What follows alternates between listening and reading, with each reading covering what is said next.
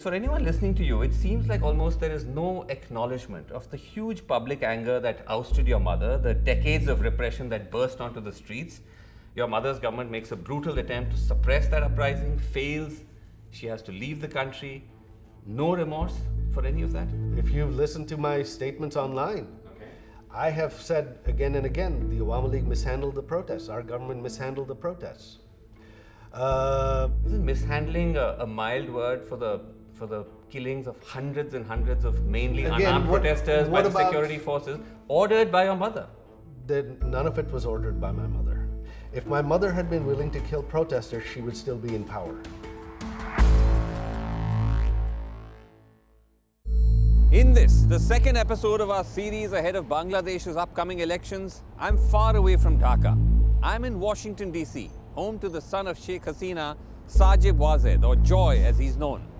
Since Sheikh Hasina's dramatic overthrow in August 2024, when mass protests forced her to flee Bangladesh, she's been living in New Delhi under the protection of the Indian government and has not appeared on camera. Many of her key ministers too are in exile and reluctant to appear on TV. In this vacuum, her son has emerged as one of the key spokespersons for his mother and for her party, the Awami League. For the first time in Bangladesh's history, the Awami League has been banned from contesting elections. I'm here to ask Sheikh Hasina's son, has the Awami League learnt any lessons from the massive public backlash to years of its repressive politics? Or is the party and its leadership still in a state of denial? More fundamentally, does the Awami League, one of the most dominant forces in Bangladesh, have a future at all? Mr. Wazed, thank you so much indeed for talking to us. Now, you've been saying that the ban on the Awami League from contesting these elections is undemocratic and illegitimate. And let's agree that sweeping bans on political parties are a bad idea. Many human rights watchdogs say that.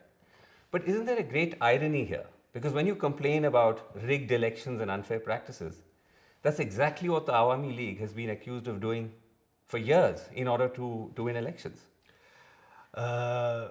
This is true, the accusation, but you look at the facts. Okay. The Awami League never banned anyone, first of all. We have never imposed a ban on any political party.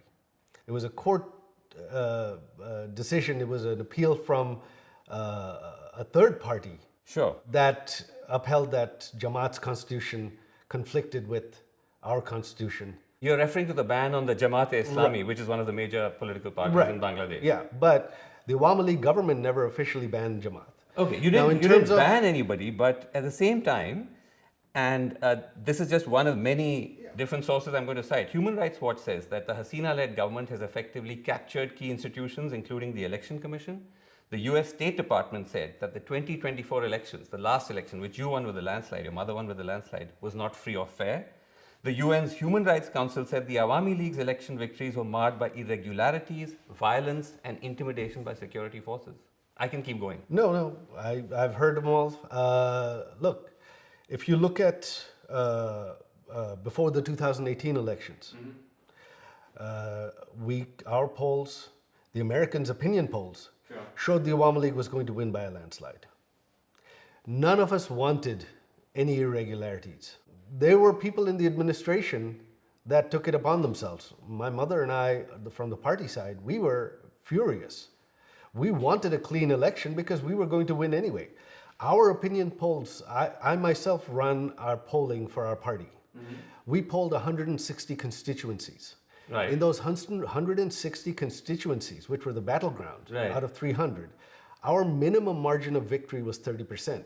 So there was absolutely no reason. Now the 2024 elections, there was no rigging. Now unfortunately, our opposition decided to boycott.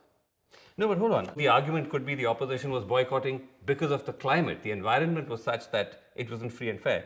They were saying that these were marred by violence, intimidation by security forces. The Election Commission has been captured by your mother's government. Those are very serious charges. The Election Commission was nominated and selected from a committee, not by our government. Okay. If you look at what's happening now, why are these same observers not saying anything? You have the elections with the major party banned. Yes. You've got now evidence is coming out online of postal ballots, hundreds of postal ballots being stuffed. So actually, Why some are of these bodies have questioned the ban. They have critiqued the ban. But as I said, that doesn't take away from the fact that the Awami League's own record when it comes to elections is marred not just by irregularities. These are serious malpractices. But I want to move on. I want to come back to the ban because one of the reasons for the ban is the government says you're inciting violence in these elections. And that's true, isn't it? Because you've said in interviews that we will not allow elections without the Awami League to go ahead. We will do whatever it takes. If the government's crack down on our protests, then it's going to lead to violence. I'm warning of it. Right. You stand by this. But yes, well, when you push someone into a corner, what's going to happen? We don't want violence. We're not even being allowed to protest. So what violence is the Awami League committing right now? I'm talking about the threat. Yes, I understand. What I'm saying is if you back someone into a corner, you do not leave them any options, what are they going to do? The option could be to tell your protesters or your supporters not to respond to provocation. As a responsible political party, you can say, let me just make the argument. You can tell your supporters, don't take the violent path, regardless of the provocation, because otherwise you're actually making the government's case for them, because they will look at what you're saying and say, listen, this is why we need to ban them, because the Awami League has gone rogue. So again, anything that this regime is doing, all the violence they have committed, that's okay? Two wrongs don't make a right. Right now, you have, since the protests of last July, hundreds of our activists have been killed. 30 some odd have been killed in custody. A Hindu gentleman, a minority leader of our party, was killed in jail under custody just the past week. So you say two wrongs don't make a right. When you suppress someone by force, you do not give them any other option. What's going to happen? No, but Mr. Wazed, don't you believe that by using this kind of rhetoric, you are actually then endorsing the view that the Awami League deserves to be banned? Because of, as I said, the fact that you're holding out this threat of violence. Let us contest or else. I did not threaten violence. I said that if you suppress the protests with violence, of course there will be violence. I did not ask my protesters to attack. Okay, you're now somewhat quibbling with semantics. But when you said that there hasn't been any violence so far, authorities in Bangladesh actually say that's not true. They say the Awami League was behind the assassination of the youth leader Sharif Osman Hadi just weeks ago while he was campaigning in Dhaka. Is that true? Was the Awami League behind his killing? Of course not. Look, if we had the ability to conduct killings in Bangladesh right now, you think this regime would still be standing? No. Right now, the Awami League, we do not have the violent personnel, if you will, that perhaps some other organizations have. Not according to the police in Dhaka. They said the shooter, if I can just finish, the shooter was directly involved with the student wing of the Awami League, the Chhatra League. They say that Hadi was killed because he was an outspoken critic of your party. It was an act of political vendetta. I don't know who the shooter is. There have been many names that have been floated. They have named so many people who have nothing to do with it. As far as our student wing was concerned, there were so many young people involved with it, especially when we were in government. Was he really involved? How involved was he? Did he hold a post? They're pinning the blame on everything to the Awami League. But it's a fair assumption to make, isn't it, Mr. Wazed? Because on one hand, you say that there is the possibility of violence, the threat of violence, and then you actually do have an actual act of violence. My threat of violence is from So protests. the dots do get joined. No, they don't actually. I don't see how. Again, do you see the Awami League even out on the streets in Bangladesh? That's not even happening. We have tens of thousands behind bars. Every time we've tried to protest, they've just arrested everybody. Okay. So the Awami League is not involved in any violence whatsoever. Our campaign now is asking people not to vote in these rigged elections. That's what we're doing. Okay, but let me ask you this. For anyone listening to you, it seems like almost there is no acknowledgement of the huge public anger that ousted your mother, the decades of repression that burst onto the streets. Your mother's government makes a brutal attempt to suppress that uprising, fails. She has to leave the country. No remorse for any of that? That is not true. If you've listened to my statements online, I have said again and again, the Awami League mishandled the protests. Our government mishandled the protests. Isn't mishandling a mild word for the killings of hundreds and hundreds of mainly unarmed protesters by the security forces, ordered by your mother? None of it was ordered by my mother. If my mother had been willing to kill protesters, she would still be in power. You look at what's happening in Iran right now. Are they able to do anything? No. My mother's statement. Yes. Again and again, yes. And to me, my conversation that day was, they're marching on the Prime Minister's residence.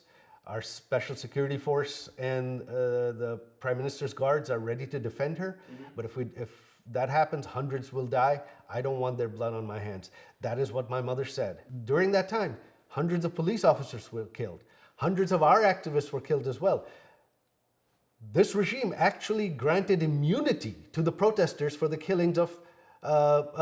Let's stay away from this regime for a second, because when you say your mother didn't give the instructions, you saw the Al Jazeera reporting on it, the BBC reporting on it, the recordings that were there. Yes, if I can just finish, where your mother can be heard saying she's cleared the use of lethal force against the protesters. She says, I've issued an open order. Now they will use lethal weapons, shoot wherever they find them. No, that is actually, both Al Jazeera and BBC have taken that clip out of context. I have put that full clip on my Facebook page. She says she orders for the arrests of protesters and lethal force to protect property and life against militants. There were militants involved in it. There are videos online of civilians with weapons.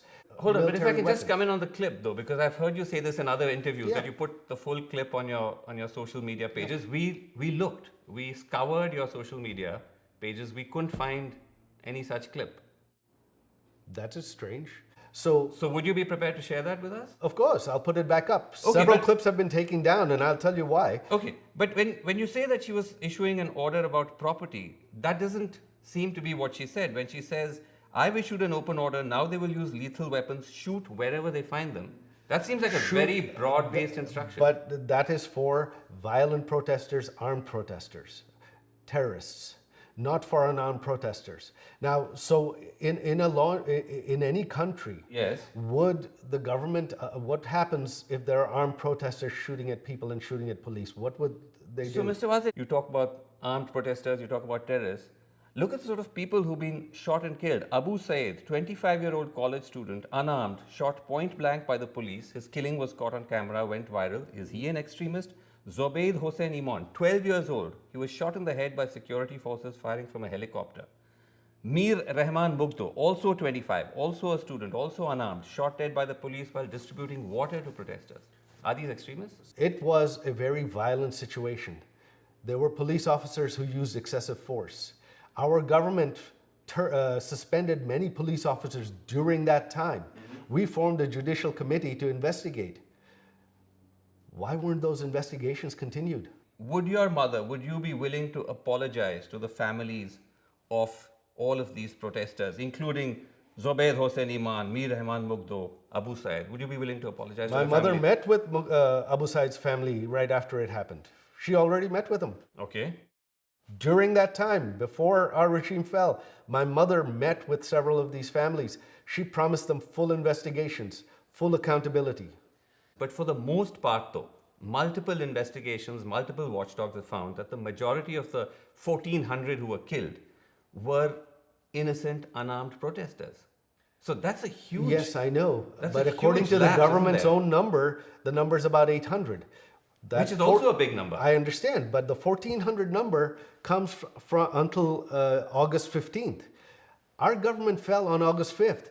Who killed the people from August 5th to 15th? But Mr. Wazed, they're still finding bodies. I know. They're still finding mass graves which are connected to the uprising. That is completely being set up by this government. No, there are no mass graves. You're denying the mass graves that have been I have not heard of mass graves. Okay. Well, there's one that was just discovered with 114 bodies this month. What about the 500 people that were killed after our government fell? Who killed them?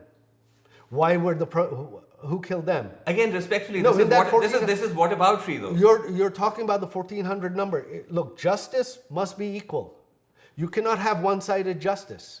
One-sided justice is not justice. Okay, but shouldn't the justice, Mr. Wazed, also extend to the political leadership? Because if I can finish, the UN investigation found that they were able to establish that the serious abuses against protesters by security forces occurred with the full knowledge, coordination and direction of the political leadership, which obviously includes your mother. That is a complete fallacy. I know the UN report is biased. Again, like I said, the UN report lists 1,400. It includes deaths after our government fell, and they've blamed our government for it. How is that a fair report? So you reject the UN report, you reject the BBC and Al Jazeera recordings. No, it's then a question of being very selective with what you accept and what actually, it's the BBC and Al Jazeera that have been selective. Okay. And we have provided full clips online. We have provided pictures online of other people that were killed. We have provided pictures and of police officers that were killed. As I said, those clips we are not able to find. We'll receive them from you. But I want to come back before I move on to the fundamental point you're making. You're saying that then your mother is not at all accountable for I'm not, all of those that is killings, not what I'm saying. all of the excesses. No, that is not what I'm saying at all. State power. What I'm saying is this. We did not grant immunity to anyone. We wanted justice for everyone, anyone who was responsible for any deaths. What you including have now, her. What about that justice? Because my mother did not order any killings. My mother did not want any deaths. As I said, there is the audio, there is the UN report. You reject both of them. No, the audio includes, but that's your choice. Includes my mother. Okay, let me move on, Mr. Wazed, because it's not just charges of repression. Party leaders, including you, your family members, face allegations of embezzling billions of dollars from Bangladesh. You've personally been charged with accumulating illegal wealth running into millions of dollars, which Bangladeshi authorities say we've used to buy homes, including here in America. Right. Is that true? Where are these homes? You're in my house. This is the only home I own. I applied and got my US citizenship earlier this year. Now, if I had hidden wealth, if I had all these illegal properties, how would I receive US citizenship? The FBI investigated me.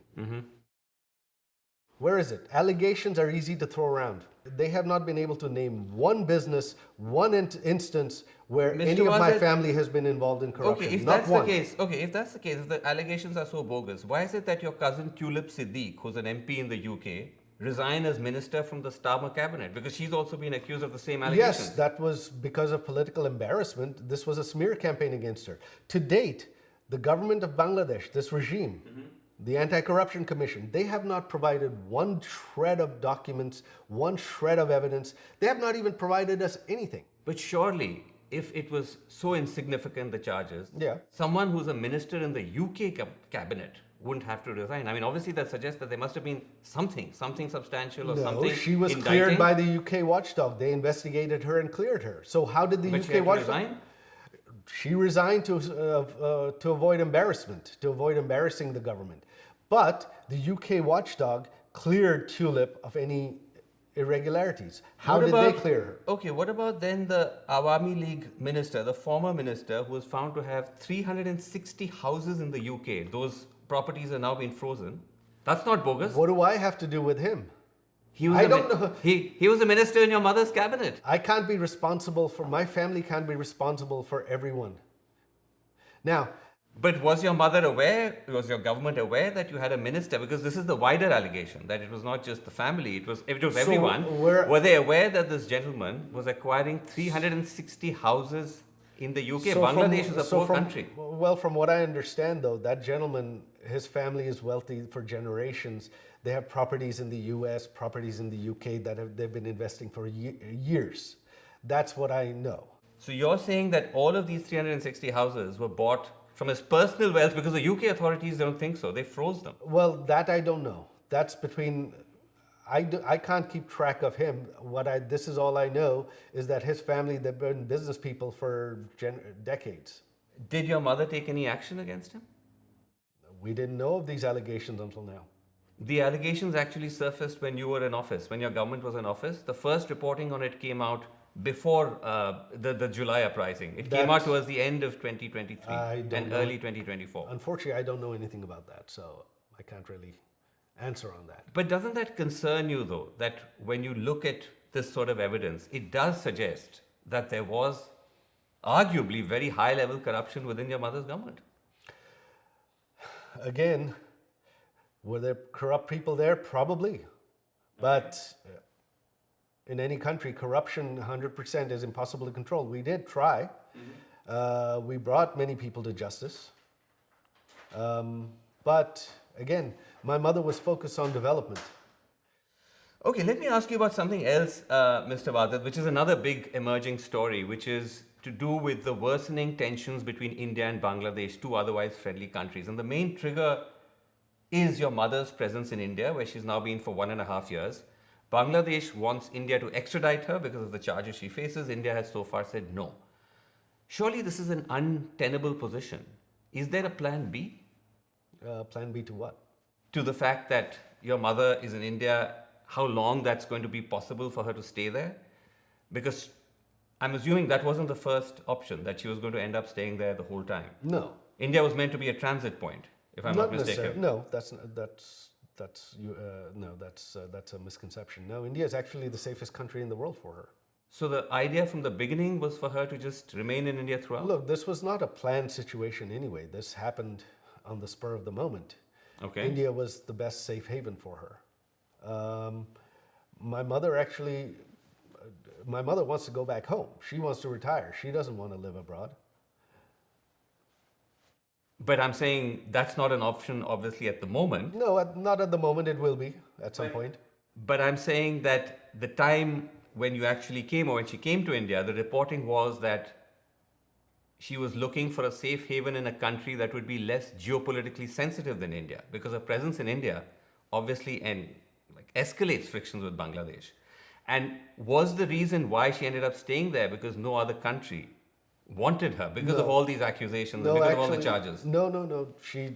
My mother has not made, we have not made any attempt for my mother to move anywhere else. That's not an issue at all.